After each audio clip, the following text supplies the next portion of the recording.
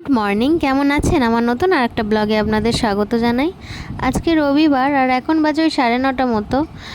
আর রোদ, সূর্যের আলো আর কি, সূর্যের তাপ দেখলে মনে হবে না এটা বর্ষাকাল, এত রোদ বের করেছে আর কি। তো বাজার থেকে ইলিশ মাছ এনেছিল দুটো।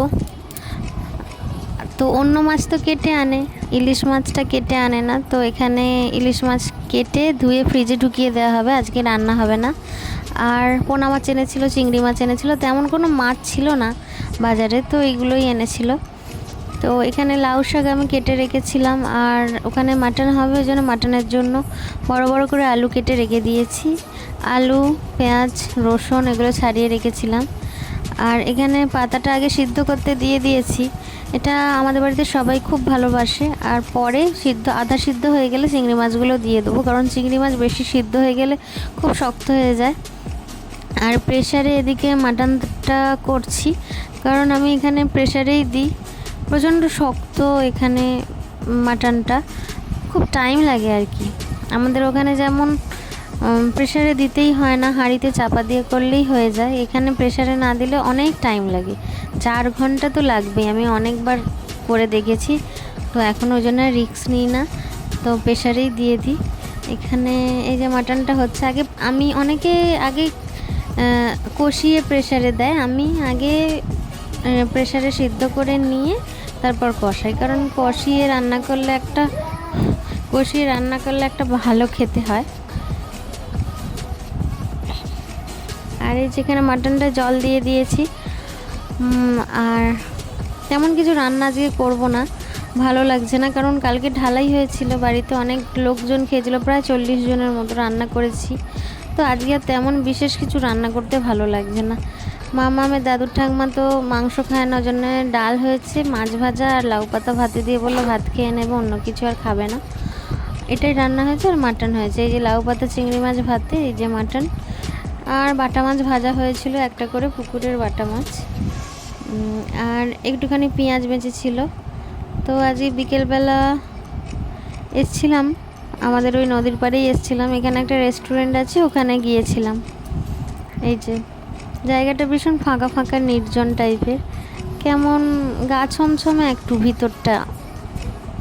ওদিক দিয়ে যখন যাচ্ছিলাম যেন একটাও লোক নেই, দূরটা কেমন অন্ধকার টাইপের, আমার যেন কেমন ভয় ভয় লাগছিল আর কি।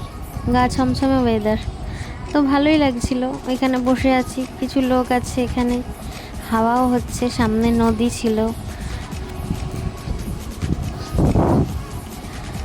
এখানে অর্ডার দিয়েছিলাম কফি, পকোড়া। আসলে খাবো। এই যে পনির পকোড়া দিয়েছিলাম আর চিকেন পকোড়া দিয়েছিলাম, তো আমি পনির পকোড়াটা নিয়েছি। এই যে মাম্মাম এখানে খাবে বলে রেডি হচ্ছে আর কি।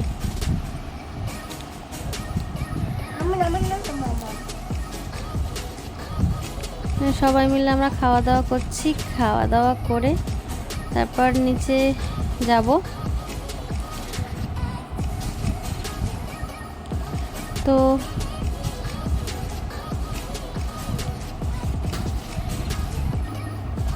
ওরা সব খাওয়া দাওয়া হয়ে গেছে, এখানে এসছিলাম। তো কিছুক্ষণ বেশ ভালোই সময় কাটলো। তারপর আমরা একটু বাইরে গিয়েছিলাম, বাইরে গিয়ে দোল খাচ্ছিলাম, আরও অনেক কিছু ছিল, সেখানে গিয়েছিলাম, দেখছিলাম।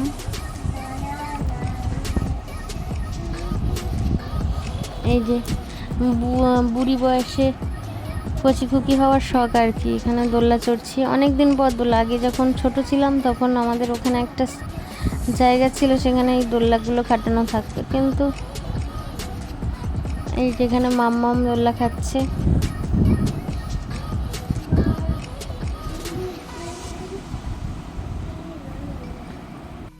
আর মাম্মামের বন্ধু হচ্ছে বাপি, যা করবে ওকে ওর বাপিকেও করতে হবে। ওই যে ওর সাথে নাকি ঢেঁকি চড়তে হবে, এটা কোনো কথা? আর এখানে যে রথের মেলা ছিল, রথের মেলা হচ্ছিল, ওখানে এসছিলাম। ও আর ওই যে ওখানে ওই সব কিছু ওর চড়াচড়ি করছিল, আর আমি এখানে হাওয়ায় বসে বসে এখানে আবৃত্তি হচ্ছিল, শুনছিলাম, খুব ভালো লাগছিল। আর বাপি ওকে দেখছিল। আর এখানে এই যে আবৃত্তি হচ্ছে, খুব সুন্দর আবৃত্তি বলছিল। তো এই যে মেলা থেকে এসব কিনেছে, খুব ছোট ছোট চাহিদা, বেশি কিছু চাহিদা নেই। ওই জন্য যখন চায় দিই, খুব ছোট ছোট জিনিসই চায়, দিলে খুশি হয়ে যায়। আর সবসময় বারণ করা উচিত না, ওদের শৈশবটা নষ্ট করা উচিতও না। এই যে এখানে ওইগুলো নিয়েই খেলছে। তো ব্লগটা ভালো লাগলে একটা লাইক দেবেন। টাটা, সবাই ভালো থাকবেন, সুস্থ থাকবেন, টাটা।